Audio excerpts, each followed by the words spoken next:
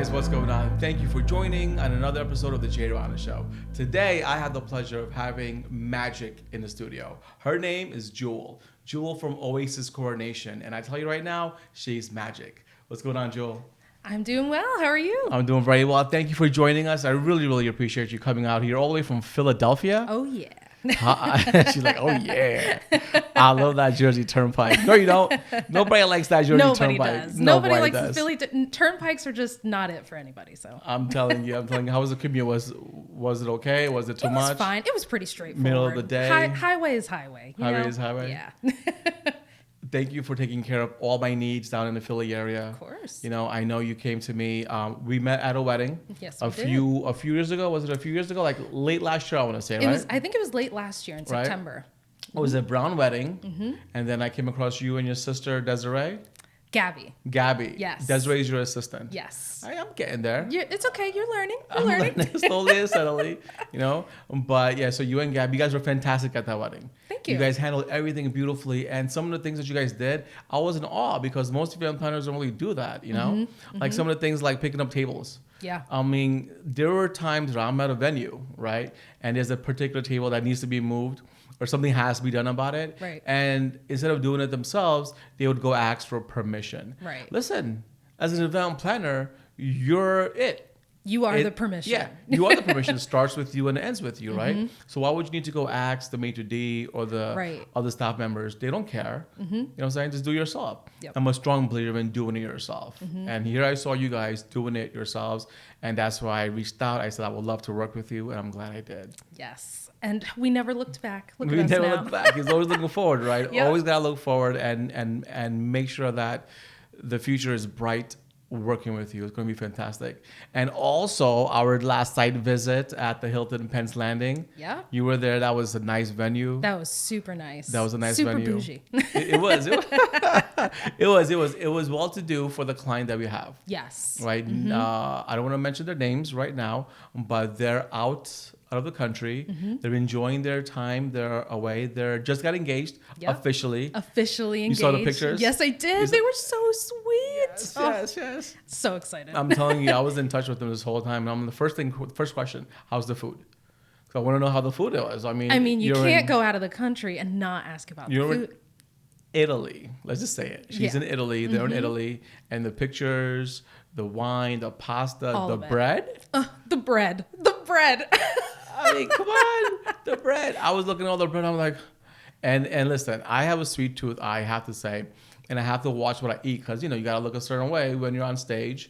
And, you know, when you're in front of hundreds of people on a weekly basis, you have to look a certain way. Right. You know, I feel like if you're, I feel like there's more authority, you know, that's expected of a man at least. Oh, you know? yeah, 1,000%. You know, because it's like a doctor, it's like a firefighter or a police officer. You have a uniform, right?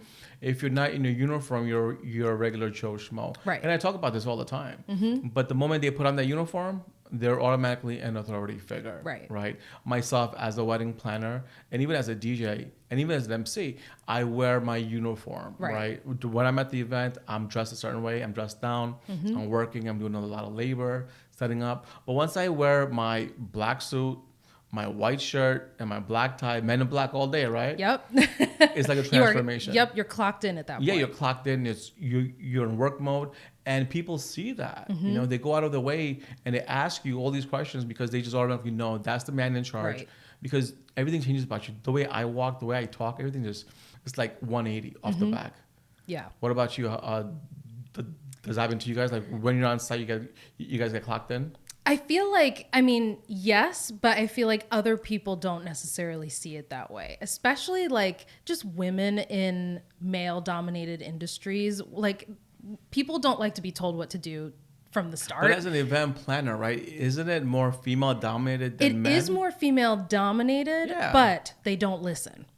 Yo, because we're the women in charge. You know, I have to tell you, and I have to talk about this. Like, as a South Asian company, as an Indian company, and working with other event planning companies, other female-oriented event planning companies, they don't get a lot of respect. Not at the all. uncles and aunties, they're like, who are you? Why are you asking me to sit down? Who's this little girl who's telling us what to do? And 100%. you're like, I'm the person they paid to tell you what to do. Exactly. And I'm sure it's frustrating to them because no one's going to be listening to them. Right. I mean, it's difficult, right? I mean, most Indian females are like 5'4", 5'5", 5'6" on a good day. Right. Right. With the heels, maybe. With the heels, right? And then you're talking to an irate uncle or someone who's drinking a little bit too heavy in a cocktail hour side, right? And they're all coming inside, the doors are open, sit your ass down. We got to get the show ready, right? Yep. And I've been there. I've been in situations where as a host, I would see these event planners try to take control of the room and it doesn't work. Right. And I feel bad because now, listen, you're also on my time, right? I need to follow the rules. I need to make sure that the food is ready. Right. That dinner is also being served at a certain time. So the formalities, which is an hour and a half, has to be done properly, right? Because I don't want to rush. Yeah, exactly. And you don't want to rush the couple either, which is so important.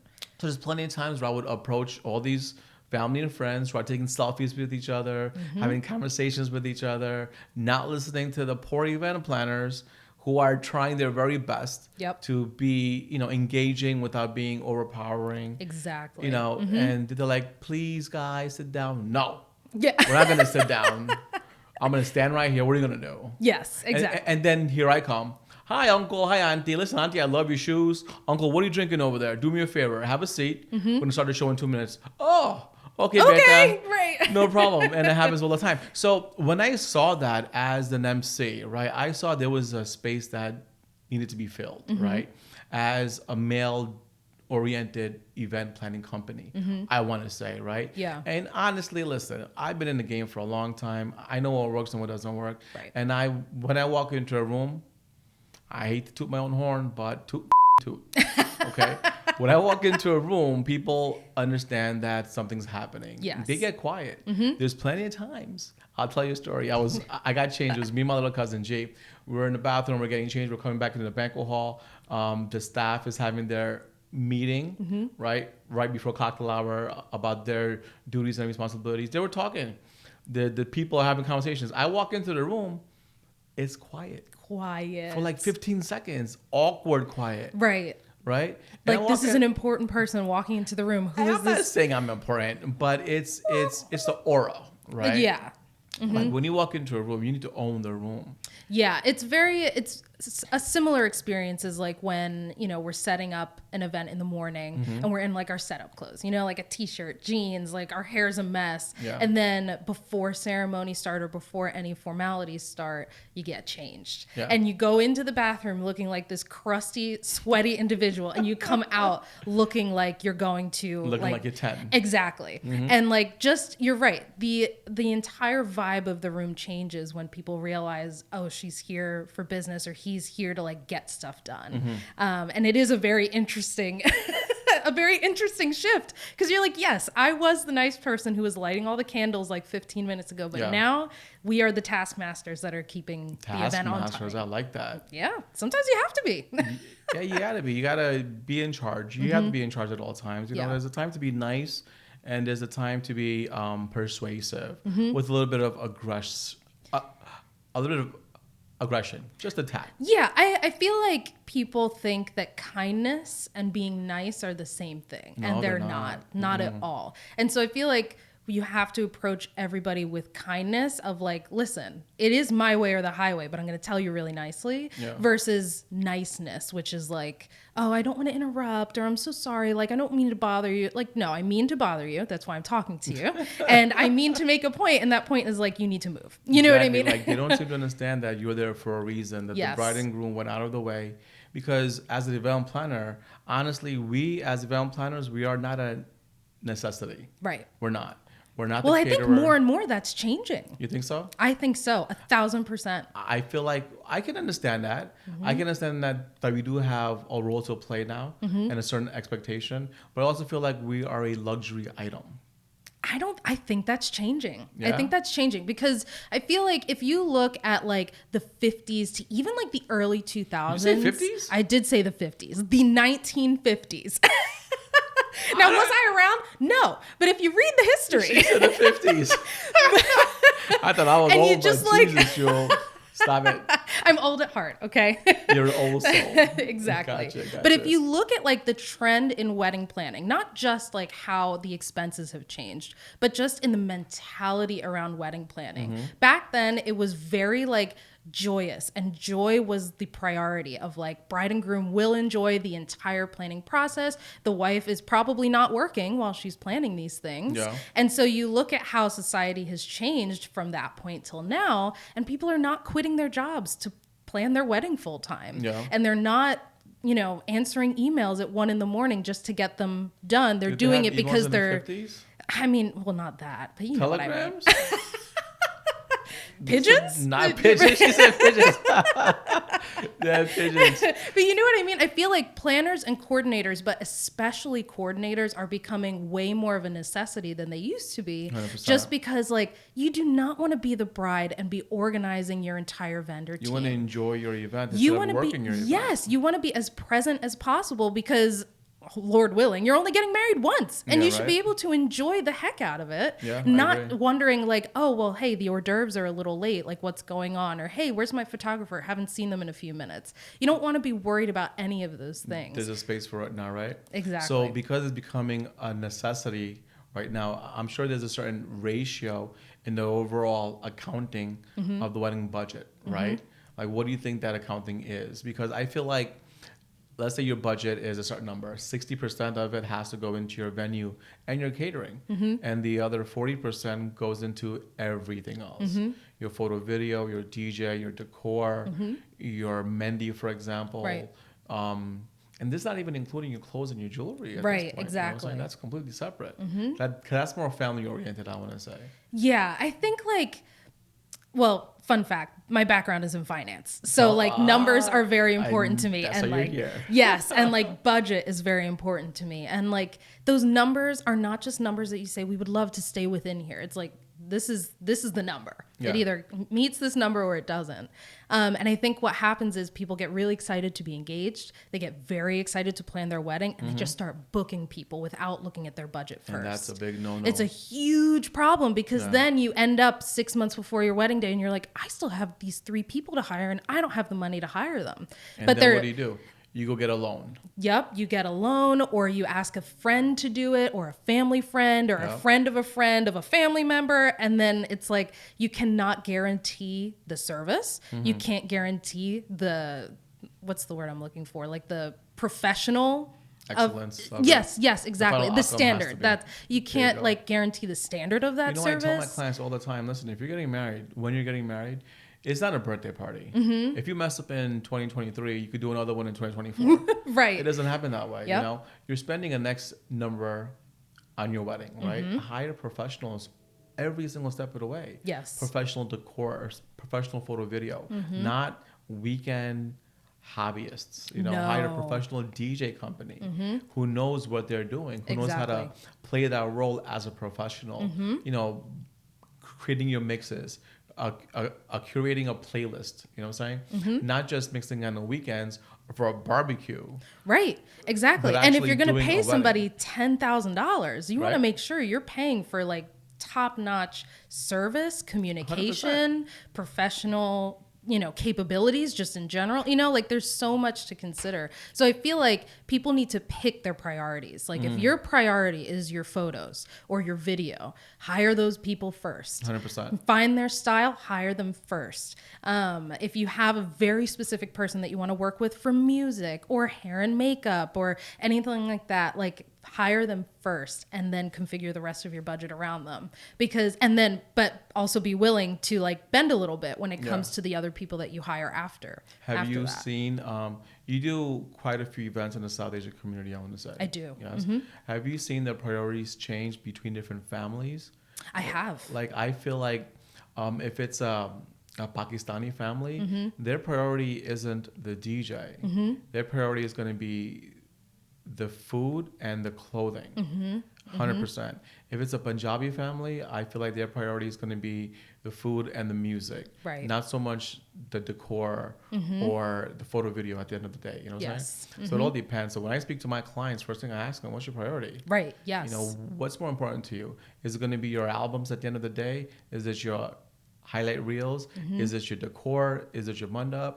Or is it your dance floor? Right. Like, what's important to you? Because that's your biggest focal point. I mean, you got to start somewhere. Yes. Right? And every couple is different. Like you said, every family is different. Even beyond like national origin, sometimes the immediate family is very quiet and reserved. And they're like, okay, well, we don't really care about being on the dance floor, but that food better be freaking delicious. Do you know what I mean? And then they have extended family that's like, we don't care about the food, we just want to dance. And so even just balancing the dynamics between the family members themselves, it's like, you know, we do a lot more than just like create a timeline and make sure it happens. We balance all of those things so that everybody gets a little bit of what they want on the wedding day. You just mentioned you do more than just create a timeline and enforce it, right? So much more to actual event planning and day of coordination, right? You need to be personable. Yes. Which is huge. I mean, you can't be an authority figure without being personable. You can follow a guideline, you can follow an agenda. Anybody can. Right. It's not that difficult, right? And enforcing it, anybody can. It's not that difficult. But being able to enforce it with a smile on your face, that's huge. Yes. That's I feel like that's either going to break or make your event, right? You know, like once you're in charge with all the other vendors, you're talking to all the other vendors, you're talking to your caterer, right, your photo video guy, you're talking to your DJ with a smile on your face. Yes. You know, not telling him what to do, but letting him know that his responsibility is going to be up in, let's say, 5 minutes, 50 minutes. Are you ready to rock and roll? Exactly. Right? Always be ahead of the game. Yes. And I feel like vendor teams as well need to work together very well, because I have, just as a quick story, Gabby and I, my sister, we were working this event at this farm that we love in like farm country PA. Country PA. Yes, there's a very broad area. You told me once you pass Buck County, you're in Bucks farm County, country. yeah. Gotcha. Yep. It's just farms until you hit like Harrisburg. Okay.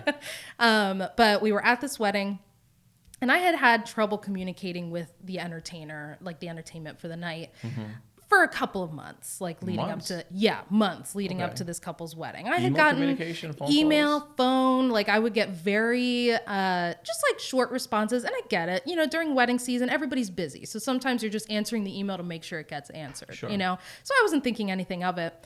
And this DJ just thought he would take the reception under his own prerogative, not considering the catering, the photo video team, not considering anybody else. And so we had a scheduled break for food service because it was a plated meal, right, which takes a little bit more time for movement of logistics, switching plates from salad to entree, all of those things. Yeah.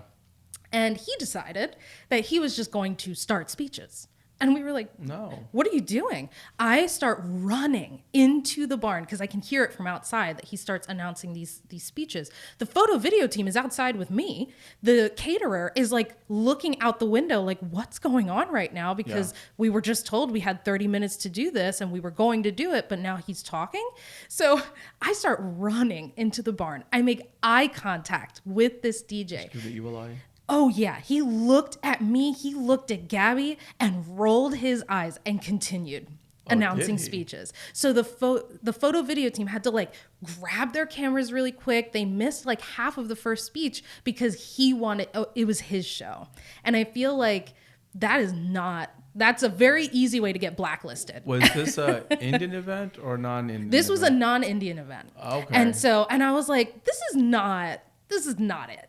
The reason I asked that question delicately is because there's a lot of companies that I know of personally who are in the South Asian industry, entertainment companies, and I feel like they take it upon themselves to make the event about them as well. Right. I'm sure a lot of people can agree with me on this one that sometimes the DJ and the MC, I mean, it's a tri-state area, right? Right. The DJs are very important and the MCs are very important, right? Because you have to be on top of your game over here, plain and simple. You know, when we go out of the tri-state down to the Midwest, down south, and we even give half of an effort, we're like rock stars over there. Right.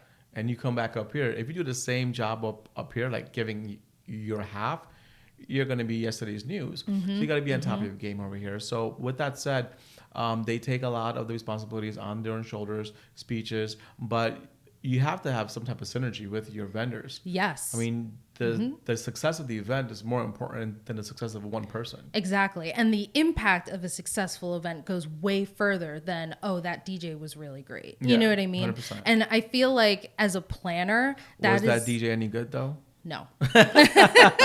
Not at all. She said, hell no. You should have been able to guess that by now.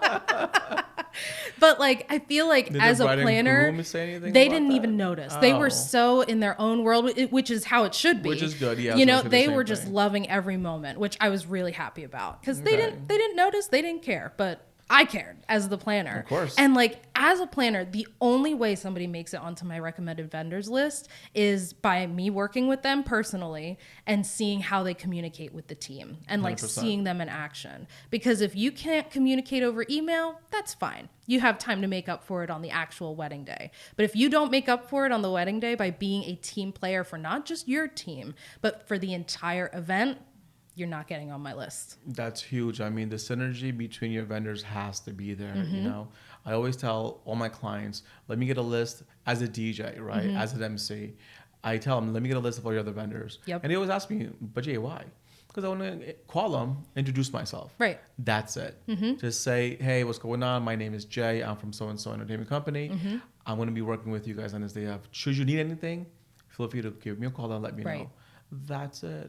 That's it. It doesn't have to be a 30-minute phone call. It could even be a voicemail. Because like when you get there on site, you guys are working as a team for the bride and groom. I mean, we're not there for our own individual purposes. Right. We're there because the bride and groom want us there. Yes. As a whole. They went out of their way to pick and choose all the different vendors from all the categories to bring together to create the perfect pizza pie. Right. Yeah. You know what I'm saying? So if one topping is out of whack, the whole pie is out of whack. Yep. And some entertainers, some vendors don't really understand that, you know? They don't understand that it's not your day, it's the bride and groom's day. And you need to step out of your own way and put them in the limelight. Like it's their day, let's go out of our way for them. You know what I'm saying? Yes. All and the I time. feel like part of a successful event is being able to like step off of your own pedestal for a second and let somebody else shine. And I feel like especially planners, that's what planners do. Like they do all the back end work to get everybody organized, make sure everybody's on the same page. So I shouldn't be running around the day of. I should just be like, you good? You need anything from me? If not, let's do it. You 100%. Know what I mean? It should be like you're showing up ready to roll. But don't call me unless it's a problem. Right. Exactly. Yeah. Exactly. And if I notice something, I'll say something, you know, like if you see something, say something. But like, it is so valuable to have someone keeping everybody on the same page, but then letting everybody shine. Because like you said, the couple wanted those people there. So I'm not trying to be the entertainment. I'm not trying to be the caterer. I'm not trying to be the photographer. Yeah. But what I am trying to be is the best planner to make sure that all of those other vendors they have what they need and they can do what they need to do for the couple. Nicely put. Now, would you be the first person that the client called to start planning the event? Or Sometimes. do you think they called like all the other vendors first and called you at the end to put it all together? What do you prefer? I really prefer that people call me first. Okay. Mostly because, like you said, it's a lot easier for me to keep tabs on like, hey, I've worked with this company before. I've worked with this entertainment before. I've worked with this florist before. And I can say like with my chest, like I believe in their work. I've seen them do it, you know? But a lot of times what happens is people don't realize that they need a partial planner or a coordinator until they're too deep. 100%. You know, and then they're like, I cannot finish this all by myself. How on earth am I going to get married? Because I can't finish anything, you know?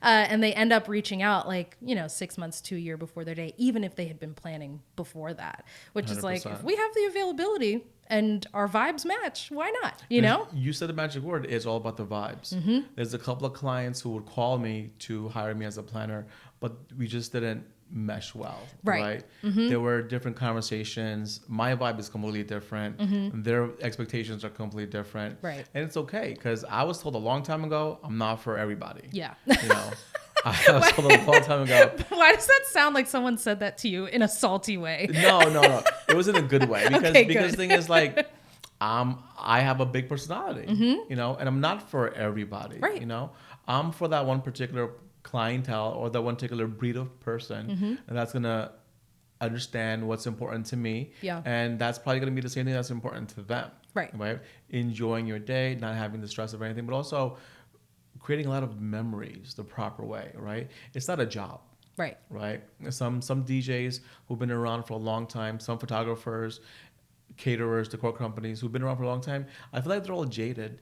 They're just going through the motions, There's another wedding, another put your hands in the air, another, okay, pose this way, another 4 to 6 pillar, like a mandap, another buffet line, right? It's the same old. But it's not for the bride and groom. 100%. It's not. They haven't been there before, right? So I can understand that going into that conversation with the bride and groom. So if we vibe, if they're like, Jay, listen, it's our wedding and we don't know what to expect, but we want this, and this, bro, I got you covered. Right.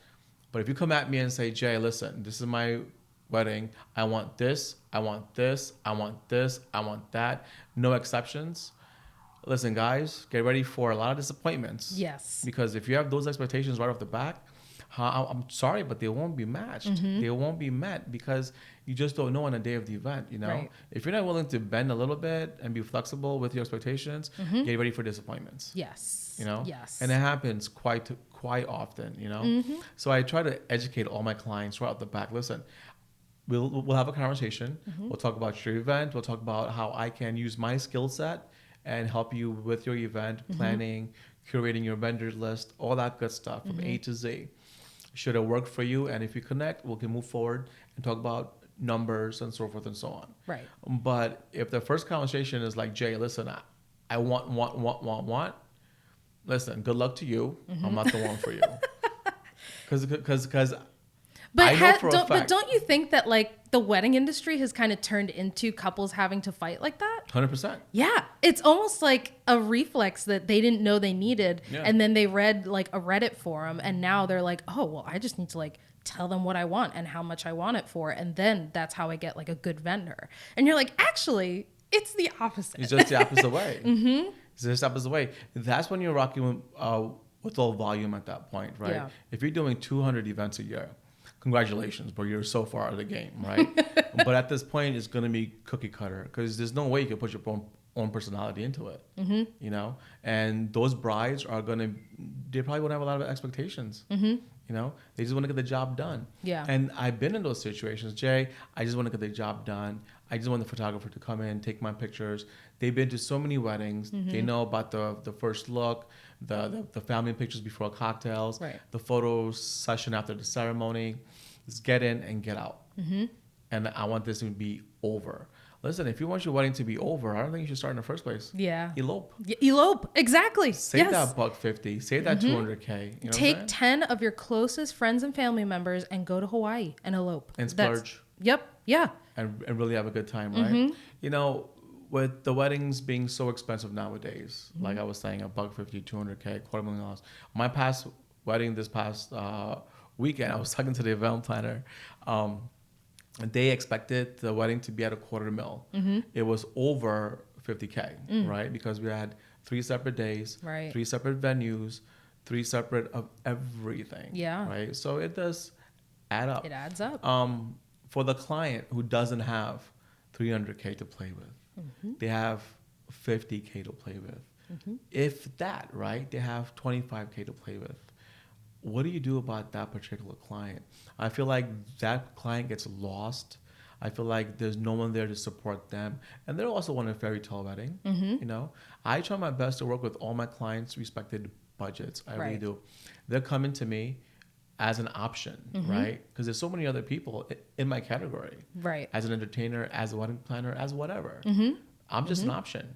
So if they're coming to me for a particular reason, like, Jay, we saw you here. Right. We like your work, but this is what we can afford. I will never say no. I don't care what you're about to pay me. You went out of your way. You went out of your way to come to me and say, Jay, we want you here because we saw you here, but this is what I have to work with. I'm going to say, absolutely. I am available and sure. It's not about the money. Yeah. You know, I feel like the whole money aspect of it, people get lost in that. And they think that's the only, I think that's the end game, but it's not. You have to look at the eyes talking to a bride, talking to a groom. Yeah. The look on their face when you walk into a room where their dream wedding is a reality at that point, that is priceless. Yeah, it's true. And I feel like, I mean, I planned my own wedding for like $6,000. Good for you. I mean, that was back in 2017, but still, we were like, Rob, my husband and I were so cheap. We were in college. I was like, look, I have this much. Frugal is the word. Cheap, okay? I worked at a thrift store at the time. We were cheap. And my parents ended up gifting us our dream photographer, who was a friend of ours. And she had been photographing weddings for years at that point already. And I was like, that's the photographer I want. That was our wedding gift from my family. Nice. And we had our reception in a public park. I got my wedding dress for $60 on Poshmark. And we had a friend who catered.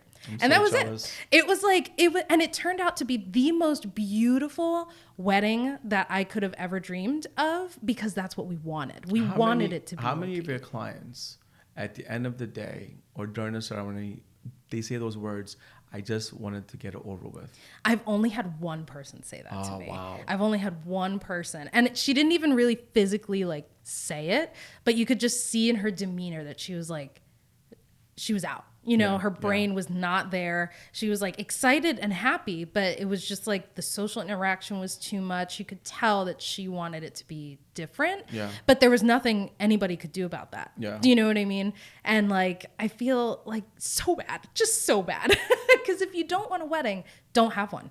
Don't have one. It's the pressure. Yeah, it's the pressure of your family. Then treat your family to a free vacation. 100%. Take them somewhere else. 100%. You know, because you're not going to end up being happy. If your thing is like, I don't want to talk to 200 people in a day, and you invite 150 people, you're still going to be really overwhelmed, and you're 100%. Not going to enjoy yourself. You know. Yeah.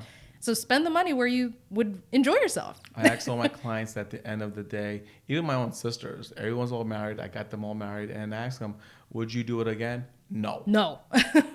Absolutely not. I would save that money, go buy a house. Mm-hmm. I would do everything differently. Yeah. Would you still get married like publicly, like with your friends and family? Yes, we'll still do it, but completely differently. Mm-hmm. It wouldn't be 300 people. Right. It will be 40 to 50 people. Yep. It's okay if you don't want to invite the kids. Mm-hmm. They're not going to have a good time anyway. Right. They're going to be crying in the background, right? Yep. It's okay if the elders aren't there, because they're going to be sitting down and not really doing a lot of work, right? Yeah. They're just going to be looking at the clock. I want to go home, right? Yeah. I feel like the kids and the elders have the same mentality sometimes. Yes.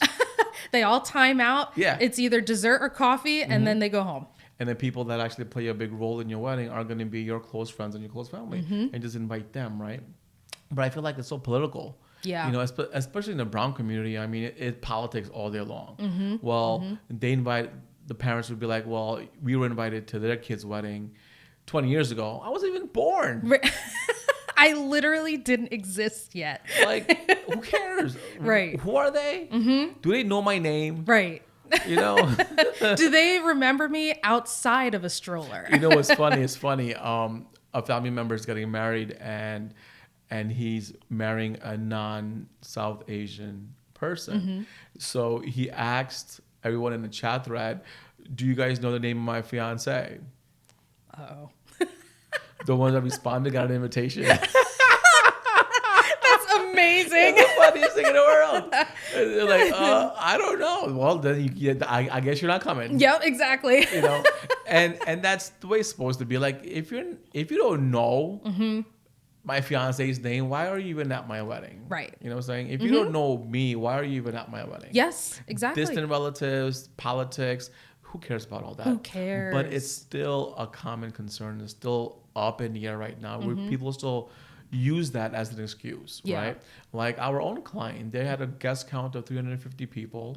You know, I level set them about their budget and how much it's going to cost per person to be at this event, okay? And it's just not like the caterer or the vendor per person. I mean, your overall number, which includes your decor, your photo, video, entertainment, that's a big number per person. And if that's not going to be there, if that number doesn't fit the number of guests that you have coming, what are you going to do? You have two options: either cut your guest count or increase your budget. It's easier to say goodbye. Yes. That's exactly what they did. And share pictures later. You know, stream it. Yeah. Call it a day. Call it. Have a viewing party. A viewing party sounds like a great idea if it saves you $100,000. Go to a VFW. Go to a VFW. It's $500. 4 hours. Okay. Yep. Set up a bunch of chairs. Put up a TV or two, a big screen, a projection package. $200-$300. Okay. So much better. Scream it. Yep. Pizza and Taco Bell. What? $500? So they look at that $1,500 max. Right. For what? 300 people, yep, right, at a VFW, not even 300 people, let's say 100 people at a VFW, yeah, right? I guarantee they're going to have the best time of their lives eating Taco Bell and pizza, watching your wedding on that screen, enjoying themselves. Because you know they bought their own liquor. Yeah, oh yeah. And they don't need anybody else to serve it to them. Nope. They got a bottle per person over there. They're chilling. They have the best time. They're like, cheers to you guys. Right. We're going to be right here in a different state, but they're having the best time, right? Yeah. You have to understand what's important, right?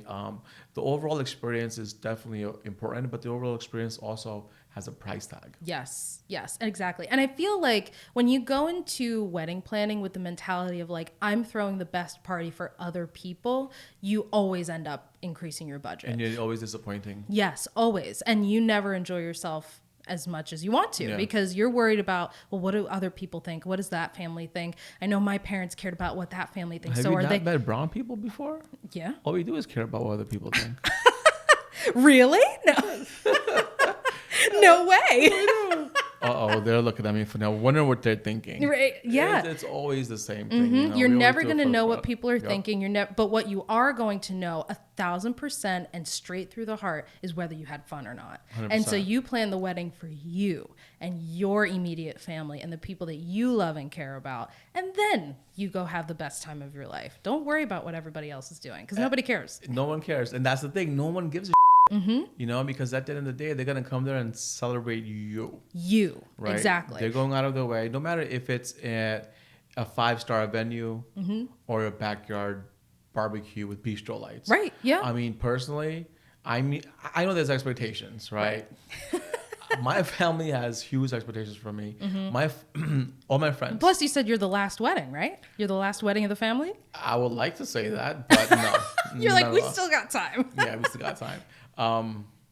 I'm the oldest of 4 kids. Okay. 3 little sisters. They all got married. Oh, wow. Right. So I got them all married. married. So you're the only son. I'm the only son. Oh, I'm the oldest son. Yeah. So there's expectations. Yeah. Right? And plus there's also, I'm also in the wedding industry. So there's expectations there as well. Yeah. What's Rana most that doing? You set yourself. Yeah. Because right? Man, I'm going to get married in the backyard. Yep. Bistro lights. I don't know. Right. I'll say it real quick. Do it. Barbecue. I'm going to have a cookout. Yep. I got a pool party.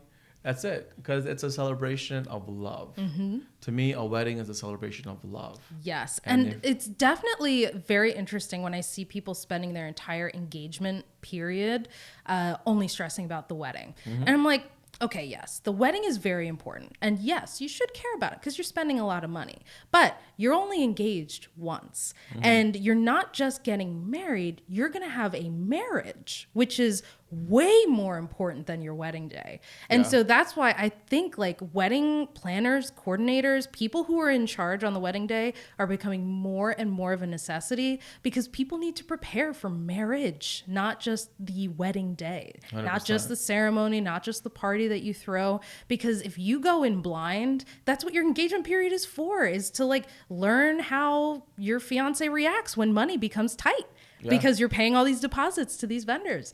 How does your fiance react when they have to cut somebody from their list, right? Like all of those things, weddings bring out everything and everybody. The devil is the money. Money is the devil. I'm telling you, they say that money brings happiness. But even family expectations, 100%. like even down to like, okay, what is our lifestyle going to look like if we spend X amount of money here and then move into, right? Like there's so many things that come out of the woodwork while you're planning your wedding in that engagement period that people just ignore because they're planning their wedding. And with your finance background, I'm sure that's something you educate your clients on. 1,000%. Don't you ever take out a loan. Don't you do it. It's a big thing to take out loans right now. Yes. I was at a bridal show, and usually at bridal shows at the expos, you have your vendors, your vendors. I was shocked to see a mortgage broker. I saw a mortgage broker once. I saw a like personal loan person, and I was like, "What are you doing here?" Think about that. Yeah. That's crazy, right? So now, who pays that back? So I was having this conversation with a few of my friends. So traditionally, the parents, right, both sides of the moms and dads, right, they would chip in as much as they possibly can, or the kids would do their best, and then the parents would chip in, blah, blah, blah, right? But then there's a time to take out a loan, right? Kids, you're getting married, you're 25, 27, 28.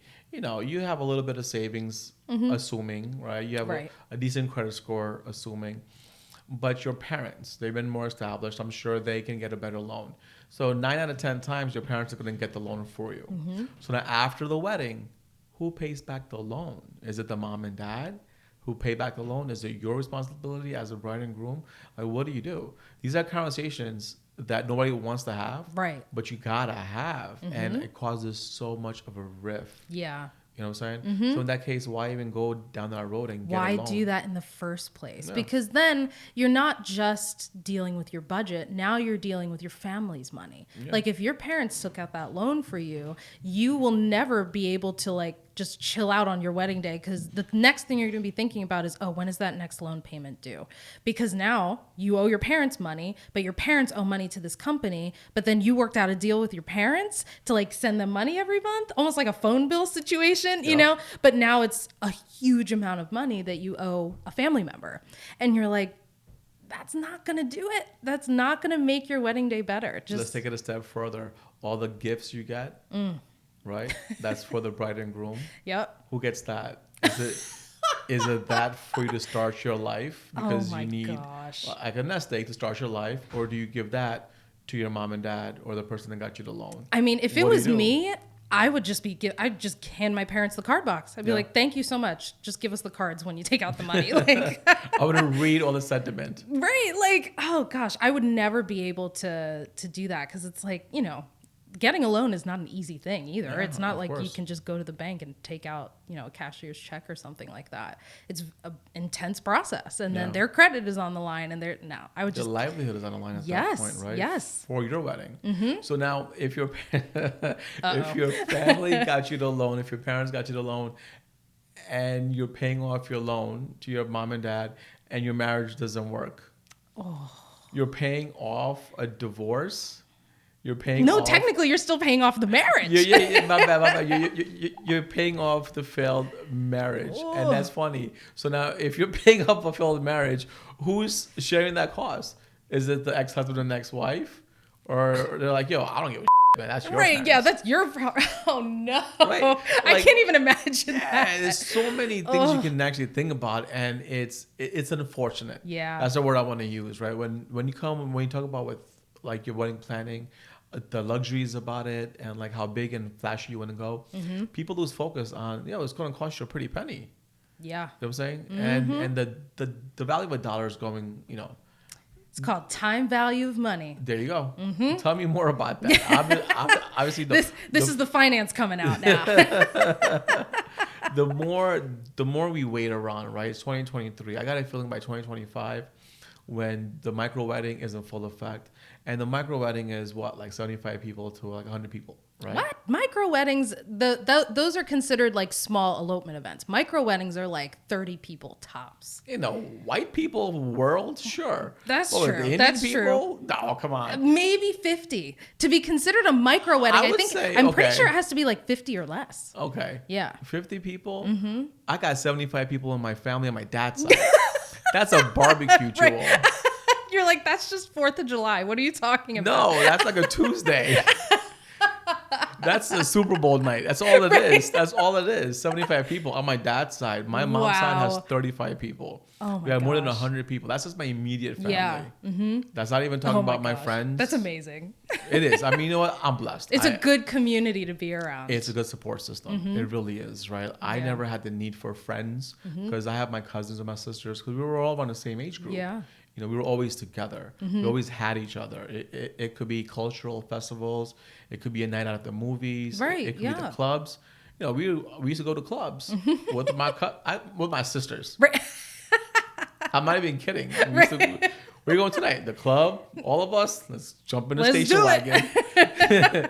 Pick up the cousins from Passaic area. Right. Go straight into the city. That's so awesome. And go have a good time. And it's just my family. And it was the best thing, Yeah.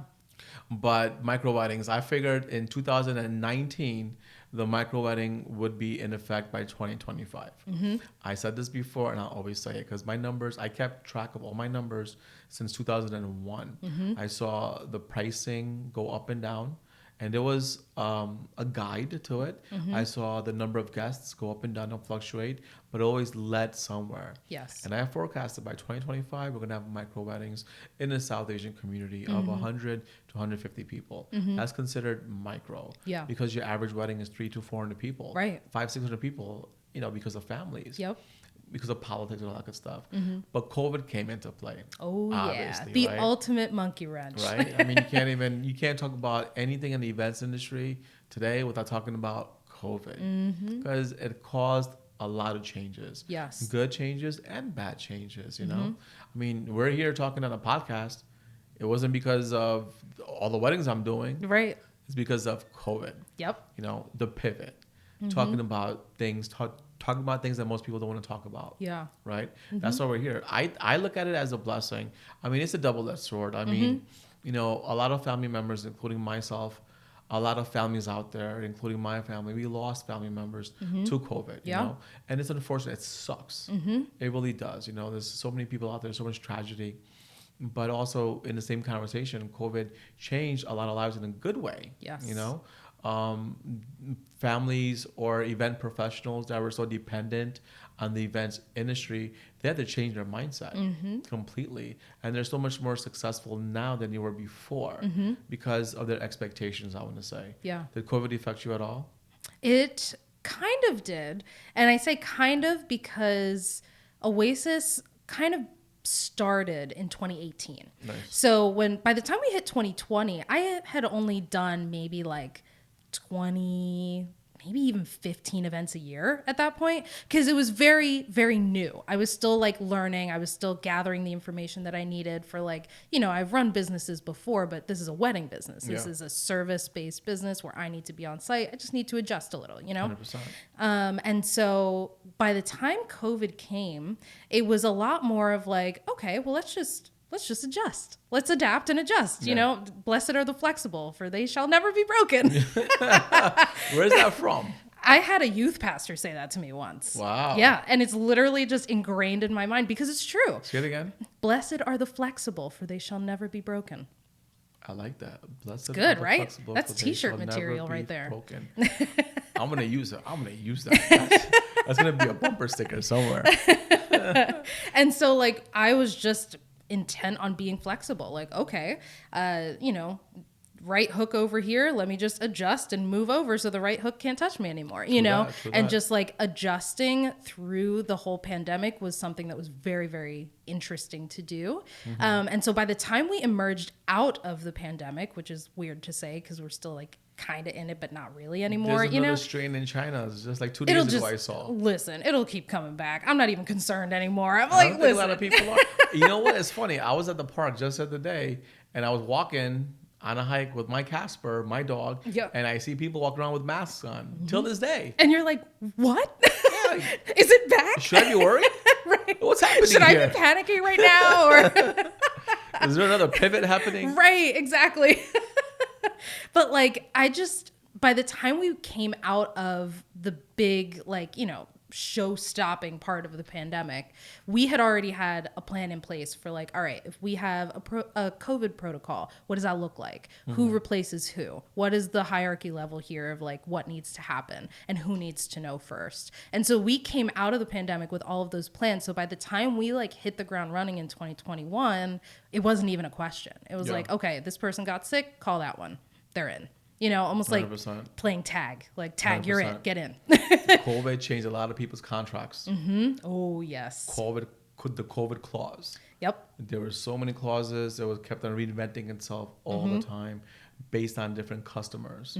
Well, and at this point, customers would go out of the way to be like, Jay, listen, we already left a deposit with an XYZ company. We lost that deposit because of COVID. Right. In your contract, we want to work with you, but we need this. Right. and you have to adjust. You can't say, well, go F yourself. No, I'm not going to do that. You got to say, sure, whatever you want. Because you have to adjust to it, right? My COVID clause was reinventing itself over and over and over again. Yeah, because COVID changed all the time. All the requirements changed all the time. And so there was one wedding that we had for a friend of mine. She hired Oasis for her wedding. And they had one person get super sick, and it was an immediate family member. And they pretty much had to like move the entire thing outside so that family member could attend. And so it was a tented wedding. They went inside for dinner. That person had to sit like in a separate area. Oh, wow. And it was like, you know, she asked me like, oh, am I violating any sort of contract asking you to be around this person? And I was like, no. Like, you know, we talked about this already. We already have this established. If I get sick, I already have my back end process that'll take care of me that way. And my contract protects you and it protects me. Yeah. And I feel like a lot of times the danger of adjusting per client is that you end up left hanging to dry most of the time in one way or another. You know what I mean? I know what you mean. And like it gets really dangerous because then, you know, you get referred by somebody else and they're like, oh, well, this person said you gave it to them for $500 less. Why do I have to pay that now? Because I know them too, you know? And you're like, well, you just cost $500 more. I don't know what to tell you. You know what I mean? Like, yeah. Why is that though? It's also my contract. It states that your pricing is strictly for you guys. This does not reflect any future pricing for your friends or your family. Right. Because pricing is based on peak hours, peak days, and other factors in mind. Holiday weekends, availability. There's so many different factors that go into play when you're giving pricing. Yeah. And plus your location. I mean, if I'm charging a client $7,500 in Jersey, well, they're 10 minutes from my house. Right. Yep. I want to go back home, take a nap, and go back. And then go back. It's okay. But if you're like 2 hours away, listen, you're going to pay an extra $1,500. Right. Because I'm going to be staying on site all day, plus the hotel stay. Right. And gas ain't cheap. No, not anymore. They say 25 cents a gallon, man. Like $4.25 nowadays. Yeah, a $3.75 is ridiculous. You know, I had a client. I charged him a good number. It was off my brochure. All my numbers are pretty much there for my clients, right? I don't leave any guessing games to my clients. I have a price list. It's like a menu. There's a service, the description, what's included, and pricing. Simply pick and choose any and all options and get back to me with what you like. Right. And we'll work with your estimated budget. That's as far as it's going to go, right? So I had a client and their pricing, they wanted the bells and whistles, right? They wanted everything. So the pricing came out to a certain number. But I have to charge, like, you know, I'm driving bells and whistles money. Well, I'm driving 4 hours away to your event. I'm driving 4 hours away to your event, right? So I need to adjust for that cost, right? Yes. So I charge $2 per mile, okay? Coming and going. Because I gotta get back home. Round trip, yeah. I gotta get back home. Don't forget the round trip back home. You mean you're not gonna move to our city? So that also was a significant $3,500 on top of the. And the thing is, they're okay to pay for it. They're a little bit standoffish in the beginning, like, what the is this? Right, yeah. But listen, you have to understand what it's going to cost. There's a cost to do business. You know, me doing business, there's a cost for. I have my own overhead costs. Yeah. I'm not just waking up in the morning and I'm making everything. I'm going to give someone $2,500 off today. Yeah, like, sure, why not? Right. You understand? It's going to cost me to make my way to your place, work. I got my team. Yep. I got to pay. My team's not. They're not volunteers. They're not volunteers. Yep. You know, I didn't pick them up at the Home Depot. I hate to say it that way, but they're professionals in their own realm. Yes. Right. And as a professional, they're paid accordingly. And I said this before, and I'll say it again. I pay my staff very well because I have a high expectations from my staff. Right. You know, that's it. I pay them above market rate. Yeah. Do I get paid above market rate? Absolutely. And I explain to my clients why. You know, the market rate is, let's say, 12 to 14K. Sure, I charge an additional 25 on top. Why? And I talk about the value. I talk about what you're going to get at the end of the day. You're not getting a cookie cutter customer. You're not going to get a cookie cutter entertainment company or a cookie cutter events planning company. We put our heart and soul into each and every event. You know, We don't do 200 events a year. Right. And it's very interesting that you say that, because I price almost opposite of you do. Like, I have packages, and what the package says, that's the price. Okay. I don't do like fluctuating pricing, because I found in my experience and for Oasis that if I were to fluctuate, I couldn't keep any sort of consistency. Just with my personality, with the service I was able to deliver, 100%. I couldn't measure like, okay, if I gave this person something for $1,500 and I'm charging this one $2,500, but I'm doing all the same things, like how can I make sure that the client is getting what they need? And so for me, it was almost an opposite experience where I was like, look, these are my prices. If it's not in your budget, I'm sorry, but we're not a fit, you know? Yeah. And like that has helped me really hone in on like what our process is for our clients and what we're able to offer each person, and customize it after they choose which package they really need, you know? So when you customize it afterwards,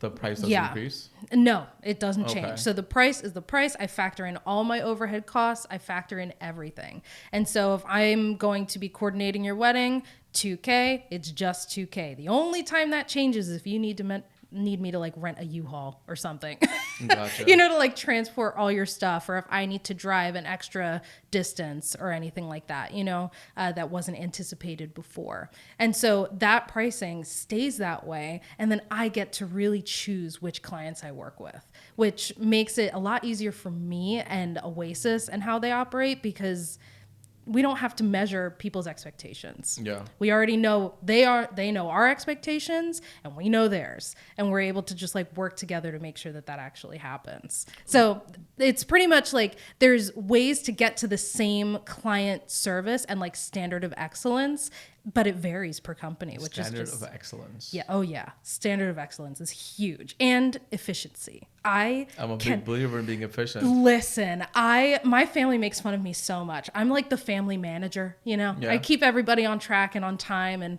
when I don't see efficient behavior, oh my gosh, it sends it sends me into some sort of fury.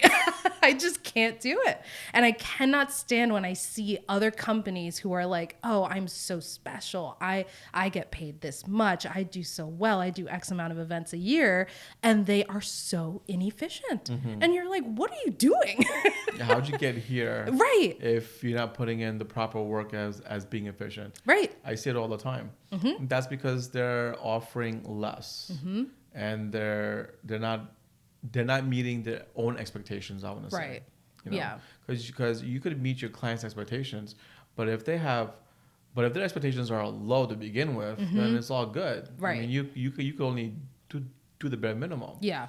But with your level of excellence, your clients have expectations from you, mm-hmm. and they're usually a high standard. Yes. And you have to meet them every single step of the way. Mm-hmm. Exactly. And it's a teamwork situation for vendors, sure, but especially for the planner and the couple, because you will have to speak for them and ask things for them on their behalf mm-hmm. during the whole wedding weekend. You know, it's not just like okay, thank you so much for the timeline. Thank you so much for like all of your help, but like, we'll see you when we see you during the weekend. No, you are like the most present. You are the most forward, not just for the couple and their family, but for the entire vendor team, the venue, making sure everything's going the way that it needs to. And so those things are developed through communication with that client. Those are big shoes to fill. They are big shoes to fill, but they're very comfortable shoes when you do it right. A bunch of Jordans on your foot. Right. You're good to go. Well, it's just like with a pair of Jordans that come with a price tag, mm-hmm. right? Yep. And expectations. Mm-hmm. Oasis also comes with a price tag and expectations. Yes. I had one person, this is just burned into my memory, where she asked me to sharpen the pencil on my price. And I don't think I've ever been so offended in my life. Sharpen the pencil Sharpen my pencil on the price. What does that mean? It means that she wanted some sort of discount or whatever. Is that what it means? I think so. I don't know. It just means work better on that price. Can we sharpen the pencil? Okay. Is the phrasing that she used. And I was like, I get it. If you want to ask for a discount, just ask for a discount. Like, I am the most straightforward person that I know, honestly. And like, if you want to ask for a discount, just say so. I had a client go over my brochure one time, mm-hmm. and they sent me a song. Cut it. See, that is awesome. I lost my shit. And I was laughing so hard. I called them up laughing. I said, you got it. I said, that was yours. So unique. That was perfect. And, my gosh. And that's the vibe. Yeah. Yep. That is the vibe that I always look for in all my clients. Yes. If you could offer that to me, I could offer the same thing to you. The same quality, the same vibe, the same energy, because now we're going to have a memorable event. Yes. You know what I'm saying? Exactly. And that makes it worth the discount. 100%. Do you know what I mean? But if someone is just like, hey, I need a planner, but I don't want to pay for one, so cut your price, sharpen your pencil. And you're there's 5 other options. Be my guest. Yeah. Google somebody else, because I'm not the one. So speaking of Google, I want to say that Google is huge in marketing, right? With me, 90% of my clients are not from any type of marketing. Same. They're from I get word of mouth. Word of mouth. It's our referral.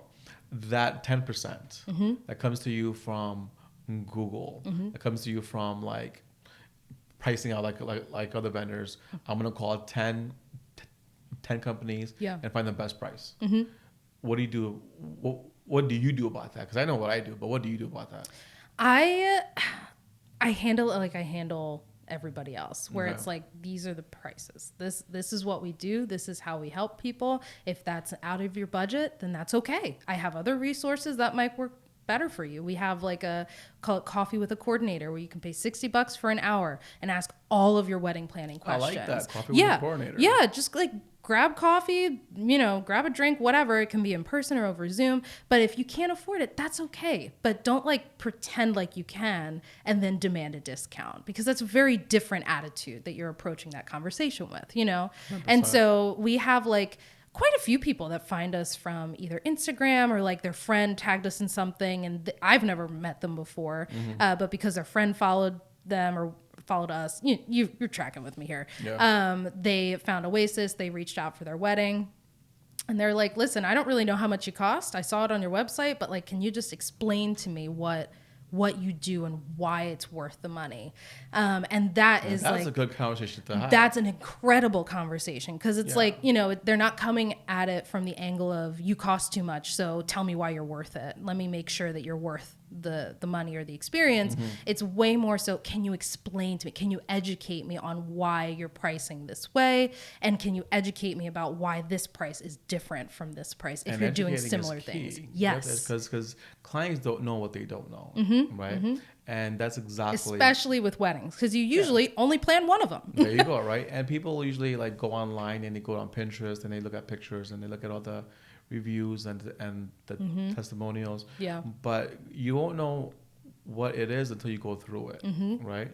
And exactly what you said, Coffee with a Coordinator, I love that. When I talk to my clients, for those who ask me why my prices are so steep, let's have a conversation. And I'll talk about the value I bring to the event, right?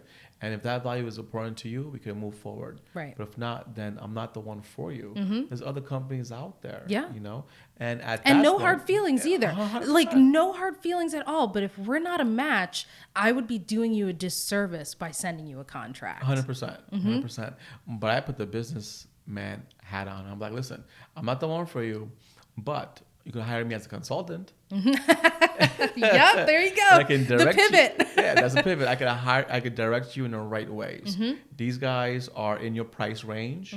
They're gonna hit your expectations, so forth and so on. Yes. I'm not gonna leave money on the table when you don't need to. Right. That's just ludicrous at that point.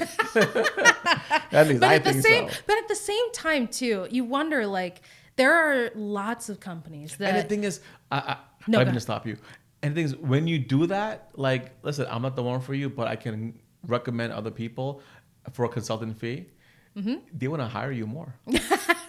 It's true. Like, I have seen that. Maybe I can come up with an extra just to get Jay on board, because he's gonna go. He's doing all this extra work. I want him even more now. Yeah, it's reverse psychology, and it works all the time. It works all the time. See, my thing is like, compete but don't compare, and 100%. I feel like business owners and entrepreneurs, we do that so much, where we're like, okay, I want to get educated. I want to talk to somebody who knows more than me. great, right? But then it takes this toxic turn where you follow very similar people who do what you do or have been doing it for longer or that you admire. And you're like, well, why am I not doing what they're doing? Why am I not doing the numbers that they're doing or the amount of weddings? How do they keep such good control of their staff, right? You start self-analyzing and self-criticizing instead of like just compete. You know, competition is healthy. Most of the time always very healthy. 100%. And it keeps you on your toes. And most of the time you don't even really realize that you're competing with yourself, not anybody else. 100%. And I said that to you earlier too. In the tri-state area, every vendor in the wedding industry is on top of their game. Yes. It's just the nature of this area where like people throw parties all the time. Every category is saturated, right? From decor to event planning to entertainment, photo video. If you want to make any type of dent in this industry, in the tri-state area, have to be on top of your game. Yeah. And I am a firm believer in like you stay true to yourself and your company's brand and what you believe in, and the business will come to you. I've seen so many, even just on the finance side of things, I've seen people spend thousands and thousands and thousands of dollars on marketing and ads and expos as new businesses, right? Zero cash flow. And then they're like wondering why can't I get the client? And then they're bending over backwards to help the client, the one client that actually signed with them because of whatever marketing campaign they did. And it's like, look, turning away business for one person that might not be a good fit just means you opened the door for 5 people who are a good fit. 100%. Do you know what I mean? Like there's no rush. There's no urgency to put yourself in a position that you will regret. You know what I mean? For everybody. Yeah, there's enough room for everybody to win. And so if you say no to one person, that's okay. Just have a Rolodex of people that you want to refer them to instead. 100%. If you're not available, you don't have to do 2 events in one day. You don't have to. So send them to somebody that you trust, that you know their reputation, and let them take it from there. You know what's funny? You mentioned that there's plenty of business out there, right? I always say, listen, small fish got to eat too. It's true. It's so true. I have one friend of mine who's also an entertainer, and he was like, look, there's room for everyone at the table. He was like, just pull up a chair. There's room for everyone at the table. And it's true. And when you approach it with that mentality, especially on the business owning side, it's no one loses in that respect. You know what I mean? I completely agree with you. Yeah, there's room for everybody. So why are you getting salty with me if you're like, if we know there's room for everybody? You know what it is? I think is, first of all, like your ego. Everyone's ego plays a huge role in that, right? They want a bigger piece of the pie. But how much are you going to eat if you can't handle it? Yeah. You know what I'm saying? Because if you want, let's say 2-3 events a day, if you can't handle it, right. What are you going to do? Clone yourself and be at all 3? And the thing is, those events are all going to suffer now. Yes. Right? If you're giving your first event 100%, as a planner, I only do 1 planning per day, right? Per particular weekend. Right. I have a wedding on a weekend. I'm there. Me and my staff, we're going to be there. I'm not going to clone myself to go do another one and go back and forth, because I'm not doing my client right by them, right? Giving 100%. If I book 2 and I'm going to do 50-50, no one's happy. Right. I'm not happy because I didn't give you my all. Yep. You're not happy because you didn't get my all. So we all suffer at the end of the day, right? Right. Yeah. So then what's the point? It's an ego thing. They just want more and more and more. But the more you get, you won't be able to handle all that on your plate. Just take what you can eat. I went to a Chinese buffet a few weeks ago. I had a meeting and there were signs on a buffet said, only take what you can eat.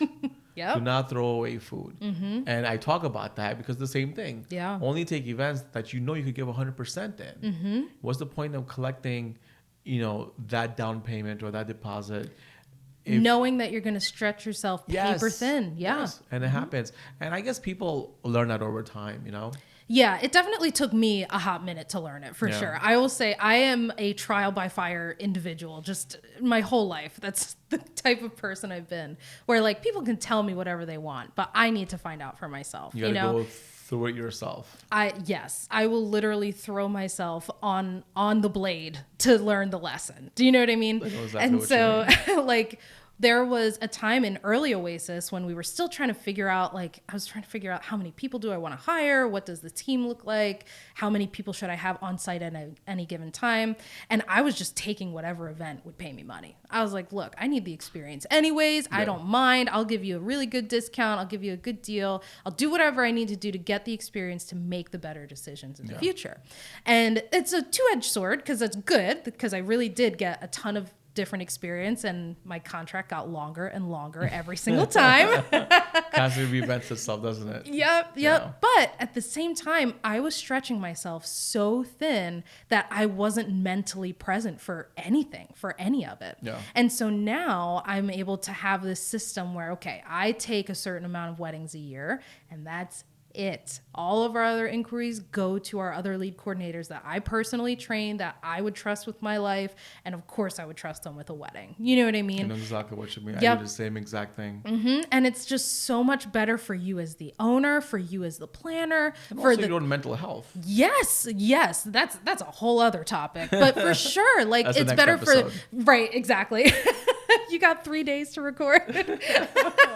We'll talk about mental health on the second one. Yes. Because it plays a big role in our industry. Mm-hmm. A huge role. I see a lot of people burn out overnight, mm-hmm. And they're just, it's sad. Because there's so much talent out there, right? Mm-hmm. So many talented people out there in all the respected skill set. Yeah. Right? But they take on so much that it affects them physically and mentally. Mm-hmm. And then they can't actually perform what the client paid them to do. And take it a step further from the clients. I mean, it affects their personal life at home. Yes. Yeah. I mean, there's countless divorces that I know of because of the wedding industry.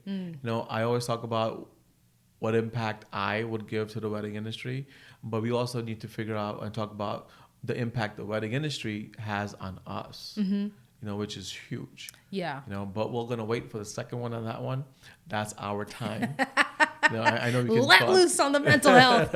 We can talk for days. I know we can. Because you know what? You're magic. Oh, thank you. I said this before and I'll tell you again. Thank you for coming into our world.